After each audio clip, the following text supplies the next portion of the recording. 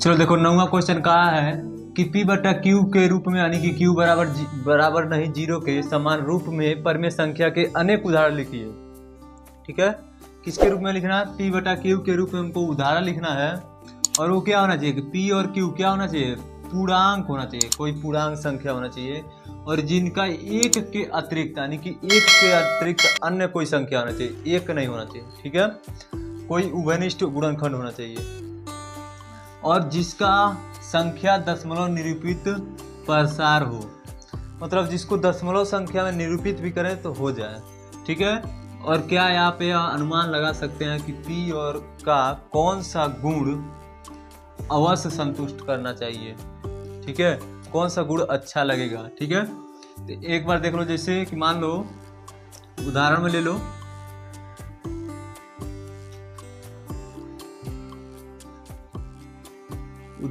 लो, पहला कि 36 बटा में 100।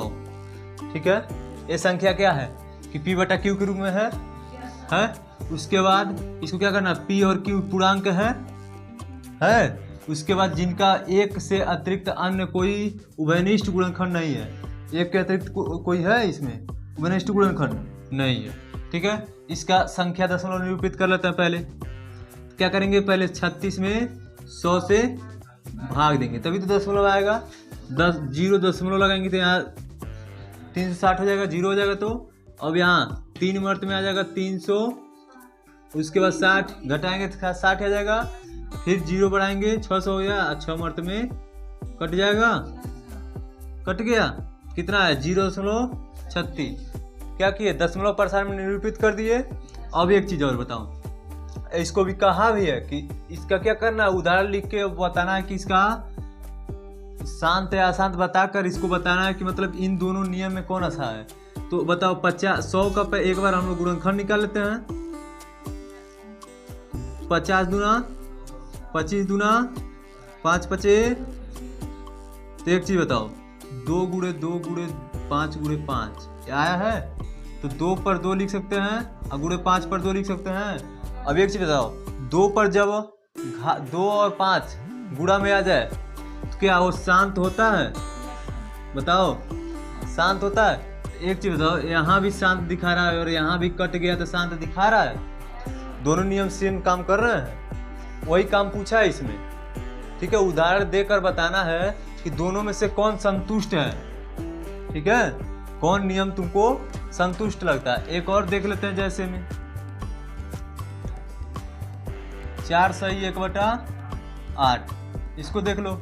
तो 8 से को 32 1 33 बटा में 8, इसको भी वही करेंगे। एक बार 8 से 33 में भाग देंगे, 8 से 33 में भाग देकर देख लेते हैं। तो 8 चौको 32, घटाएंगे तो कितना बचेगा, फिर यहाँ दशमलव लगाएंगे, यहाँ 0 हो जाएगा, 8 करने 2 बच जाएगा, फिर 0, 8 दूना, फिर 0, 4 बचेगा ना, फिर 0 लगाएंगे, 8 बचे, कट गया, कटा। देख क्या दिखाई दे रहा है, शांत दिखाई दे रहा है।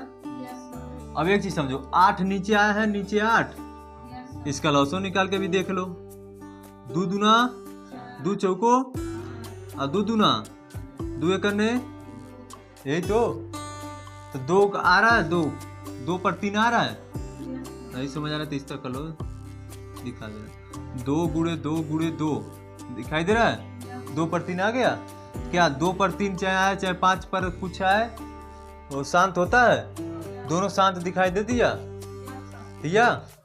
एक और, ये पहला था, ये दूसरा था, और तीसरा बताओ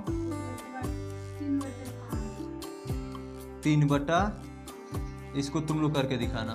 ठीक है।